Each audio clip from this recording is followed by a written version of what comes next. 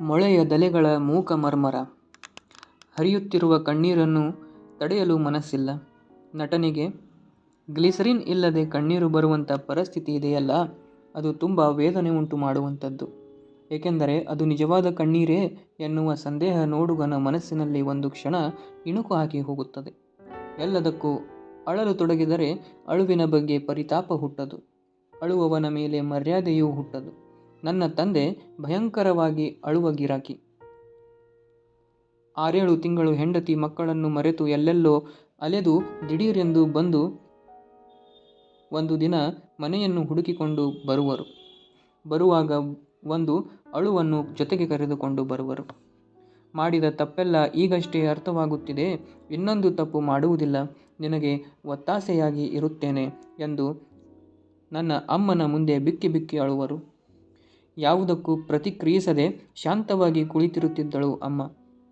ಅರ್ಧ ಗಂಟೆ ನಂತರ ಬಿಸಿ ಬಿಸಿ ಅಡುಗೆ ಮಾಡಿ ಅವರಿಗೆ ಬಡಿಸಲು ತೊಡಗುವಳು. ನನಗೋ ಅಪ್ಪನ ಮೇಲೆ ಮರ್ಯಾದೆಯೂ ಬರದು, ಅವರ ಅಳುವಿನ ಮೇಲೆ ಗೌರವವೂ ಹುಟ್ಟದು. ಆದರೆ ಅಮ್ಮ ಅಳುವಾಗ ಹೃದಯ ಹಿಂಡಿದಂತಾಗುತ್ತಿತ್ತು. ರಾತ್ರಿ ನಾವೆಲ್ಲರೂ ಮಲಗಿದ್ದರೆ ತನ್ನ ಸ್ಥಿತಿಗೆ ಒಬ್ಬಳೇ ಮರುಗಿ ದೇವರಲ್ಲಿ ಪ್ರಾರ್ಥಿಸುವಾಗ ಹರಿಯುತ್ತಿದ್ದ ಕಣ್ಣೀರ ಕೋಡಿಯನ್ನು ಅವಳಿಗರಿಯಾದಂತೆ ನೋಡಿದ್ದೇನೆ. ಆ ಕಣ್ಣೀರಿಗೆ ಯಾವಾಗಲೂ ಒಂದು ಅರ್ಥವಿರುತ್ತಿತ್ತು. ಸಿನಿಮಾಗಳಲ್ಲಿ ನಾನು ಅತ್ತಿದ್ದಕ್ಕಿಂತ ಖಳನಾಯಕನಾಗಿ ಬೇರೆಯವರನ್ನು ಅಳಿಸಿದ್ದೇ ಹೆಚ್ಚು. ಕಥಾಪಾತ್ರಗಳಲ್ಲಿ ನಟಿಸುವಾಗ ಕೆಲವೊಮ್ಮೆ ಅಳಬೇಕಾದ ಸಂದರ್ಭ ಬರುತ್ತದೆ. ಅದು ಗ್ಲಿಸರಿನ್ ಕಣ್ಣೀರು. ಹೀಗಾಗಿ ಒಬ್ಬ ನಟ ನಿಜವಾಗಿ ಅತ್ತಾಗಲು ಅದು ನಿಜದ ಕಣ್ಣೀರೇ ಎನ್ನುವ ಸಂದೇಹ ಇನ್ನೊಬ್ಬರಿಗೆ ಬರುವುದು ಸಹಜ. ನಿಜವಾದ ಕಣ್ಣೀರಿನ ಭಾರ ಏನೆಂದು ನನಗೆ ಗೊತ್ತು. ಹಲವು ವರ್ಷಗಳ ಹಿಂದೆ ಅಂಥ ಹತ್ತಿಕ್ಕಲಾಗದ ಅಳುವನ್ನು ನಾನು ಅತ್ತು ತೀರಿಸಿದ್ದೆ. ಚೆನ್ನೈನ ವಿಮಾನ ನಿಲ್ದಾಣ. ಹೆಗಲಲ್ಲಿನ ಟ್ರಾವೆಲ್ ಬ್ಯಾಗ್ ನನಗೆ ಅರಿವಿಲ್ಲದೆ ಜಾರಿ ಬೀಳುತ್ತಿತ್ತು. ಅಪ್ಪಿ ಹಿಡಿದುಕೊಳ್ಳಲು ಆಸರೆಯ ಒಂದು ತೋಳನ್ನು ನಂಬಲು ಹತ್ತಿರದವರ್ಯಾರೂ ಪಕ್ಕದಲ್ಲಿ ಇಲ್ಲ. ಹೇ ಪ್ರಕಾಶ್ ರಾಜ್ ಎಂದು ತಮಾಷೆ ನೋಡಲು ಹಲವರು ಗುಂಪು ಗೂಡುತ್ತಿದ್ದಾರೆ. ಅಂಥ ಸಂದರ್ಭದಲ್ಲಿ ಯಾವಾಗಲೂ ಕಾರಿನತ್ತ ಸರಸರನೆ ನಡೆದು ಹೋಗುವ ನನಗೆ ಅಂದು ಒಂದರ್ಧ ಗಂಟೆ ಏನೂ ತೋಚಲಿಲ್ಲ. ಸುತ್ತಲಲ್ಲಿದ್ದವರೆಲ್ಲ ತಮಾಷೆ ನೋಡುತ್ತಿದ್ದಂತೆ ನನ್ನ ಕಣ್ಣೀರು ಹರಿಯುತ್ತಲೇ ಇದೆ. ಮರಣವನ್ನು ತೀರಾ ಹತ್ತಿರದಿಂದ ನೋಡಿ ಬಂದ ಭಯ ಕಣ್ಣೀರಿನ ಬಾಗಿಲುಗಳನ್ನು ತೆರೆದು ಬಿಟ್ಟಿತ್ತು. ಹೈದರಾಬಾದ್ನಲ್ಲಿ ಶೂಟಿಂಗ್. ಚೆನ್ನೈನಿಂದ ಹೈದರಾಬಾದ್ಗೆ ಹೋಗಲು ವಿಮಾನ ಹತ್ತಿದ್ದೆ. ಹತ್ತುವಾಗಲೇ ಮರಣದ ವಾಸನೆಯನ್ನು ಮನಸ್ಸು ಅರಿತಂತೆ ಭಾಸವಾಗಿತ್ತು. ರಾತ್ರಿಯೆಲ್ಲ ನಿದ್ದೆಗೆಟ್ಟು ಕೆಲಸ ಮಾಡಿ ಮರುದಿನ ಬೆಳಗ್ಗೆ ಅವಸರವಾಗಿ ಓಡಿ ಹೋಗಿ ವಿಮಾನ ಏರುವ ನನ್ನಂಥವನಿಗೆ ಆಕಾಶದಲ್ಲೇ ನಿದ್ದೆ. ಆದರೆ ಅಂದು ನನಗೆ ಚಿರನಿದ್ರೆಗೆ ಅವಕಾಶ ಸಿಕ್ಕಂತೆ ನಡುಗುತ್ತಿದೆ ವಿಮಾನ. ದೇಹದ ಭಾರ ಕಮ್ಮಿಯಾಗಿ ಗಾಳಿ ಧುತ್ತೆಂದು ಎದೆಯಲ್ಲಿ ಹೆಪ್ಪುಗಟ್ಟಂತಾಗಿತ್ತು. ಗಗನಸಖಿಯ ಮೊಗದಲ್ಲಿ ಅವಳ ಮುಗುಳ್ನಗೆಯನ್ನು ಮೀರಿದ ಮರಣ ಭಯ. ತುಂಬ ದೊಡ್ಡ ಅಪಾಯವೊಂದನ್ನು ಎದುರುಗೊಳ್ಳುವೆನೋ ಎಂಬ ಆತಂಕ ಅವಳ ನಗುವಿನಲ್ಲಿ ಹುದುಗಿರುವ ಚಡಪಡಿಕೆಯಿಂದಲೇ ಖಾತ್ರಿಯಾಗುತ್ತಿದೆ. ವಾರದಲ್ಲಿ 4 ದಿನ ವಿಮಾನ ಪ್ರಯಾಣ ಮಾಡುವ ನನಗೆ ಪೈಲಟ್ ವಿಮಾನವನ್ನು ಯೂಟರ್ನ್ ತೆಗೆದುಕೊಳ್ಳಲು ಪ್ರಯಾಸ ಪಡುತ್ತಿರುವುದರ ಅರಿವಾಗುತ್ತಿದೆ. ಆದರೆ ವಿಮಾನ ಯಾವ ಅಡೆತಡೆಯೂ ಇಲ್ಲದೆ ಸಾಗುತ್ತಿದೆ, ಯಾವ ಸಮಸ್ಯೆಯೂ ಇಲ್ಲ ಎಂದು ಶುದ್ಧವಾದ ಇಂಗ್ಲಿಷ್ನಲ್ಲಿ ಉತ್ತರಿಸುತ್ತಾ ಪ್ರತಿ ಬಾರಿಯೂ ಅಪಾರ ನಟನೆಯನ್ನು ಪ್ರದರ್ಶಿಸುತ್ತಿದ್ದಾಳೆ ಗಗನಸಖಿ. ಅವಳಿಗೂ ಪ್ರಾಣಭಯ ಇದೆ. ಆದರೂ ತನ್ನ ಕರ್ತವ್ಯವನ್ನು ಅರಿತು ನಟಿಸುತ್ತಿದ್ದುದನ್ನು ಕಂಡು ಚಕಿತನಾದೆ. ಒಬ್ಬ ನಟನಾಗಿ ನನ್ನಿಂದಲೂ ಸಾಧ್ಯವಿರದ ನಟನೆಯದು.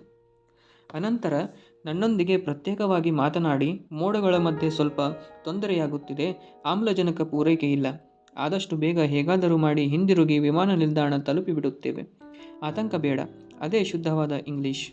ಆಕೆಯ ದನಿಯಲ್ಲಿದ್ದ ನಂಬಿಕೆ ಆಕೆಯ ಕಣ್ಣುಗಳಲ್ಲಿರಲಿಲ್ಲ. ಈ ಮಧ್ಯೆ ಸಹ ಪ್ರಯಾಣಿಕರಲ್ಲಿ ಕೆಲವರಿಗೆ ಉಸಿರುಗಟ್ಟಿದಂತಾಗಿ, ಇನ್ನು ಕೆಲವರನ್ನು ಸಂಭವಿಸಬಹುದಾದ ಅವಘಡದ ಅರಿವು ಉಂಟಾಗಿ ಎಲ್ಲರೂ ಅಳಲಾರಂಭಿಸಿದರು. ಕೊನೆಗೆ ಸತ್ತಾಗ ಉಳಿದವರು ಕಣ್ಣೀರಾಗುವುದನ್ನು ಕಂಡಿದ್ದೇನೆ.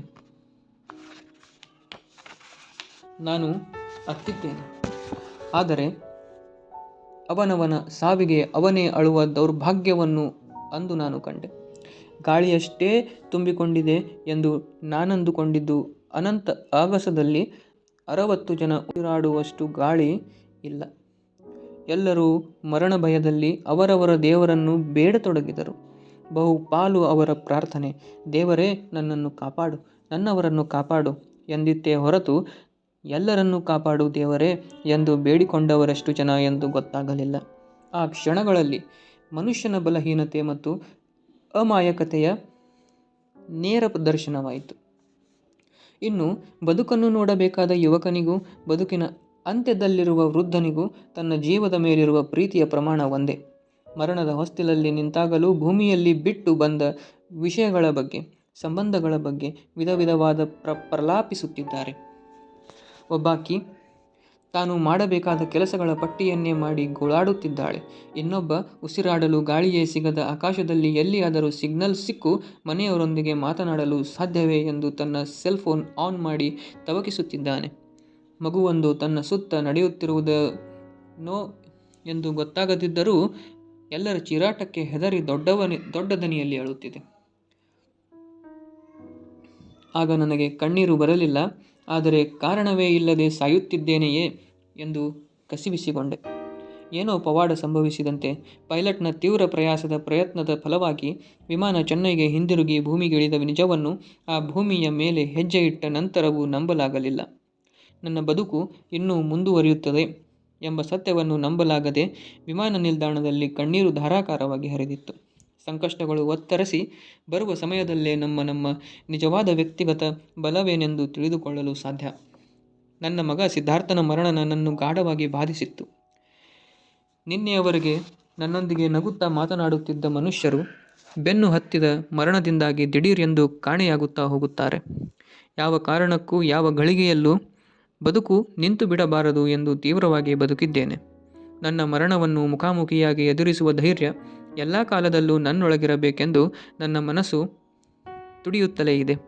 ಒಂದು ಮರದಲ್ಲಿ ಎಲೆಗಳು ಚಿಗುರಿ ಹಸಿರಾಗುವುದನ್ನು, ಹಣ್ಣಾಗಿ ಉದುರುವುದನ್ನು ನೋಡುವಾಗ ಸಾವನ್ನು ಎದುರುಗೊಳ್ಳುವ ಧೈರ್ಯ, ಪರಿಪಕ್ವತೆ ಬಂದು ಬಿಡುತ್ತದೆ. ಯಾವ ನೋವಿನ ತೀವ್ರತೆ ಎಷ್ಟೆಂದು ಆಯಾ ಸಮಯದಲ್ಲಿ ಅರಿವಾಗುವುದು. ಕೆಲ ಕ್ಷಣಗಳಲ್ಲಿ ಬದುಕು ಸ್ತಂಭಿಸಿ ಹೋಗುತ್ತದೆ. ಮರುಳಗಾಡಿನಲ್ಲಿ ಅಲೆದು ಎಷ್ಟು ದಾಹವಾದರೂ ಒಂದಿಷ್ಟು ನೀರು ಬಾಯಾರಿಕೆಯನ್ನು ಪೂರ್ತಿ ಇಂಗಿಸಿಬಿಡುತ್ತದೆ. ಆದರೆ ನೀರು ಸಿಗುವವರೆಗೆ ಗಂಟಲನ್ನು ನೆನೆಸಿಟ್ಟುಕೊಳ್ಳುವುದು ತಿಳಿದಿರಬೇಕು.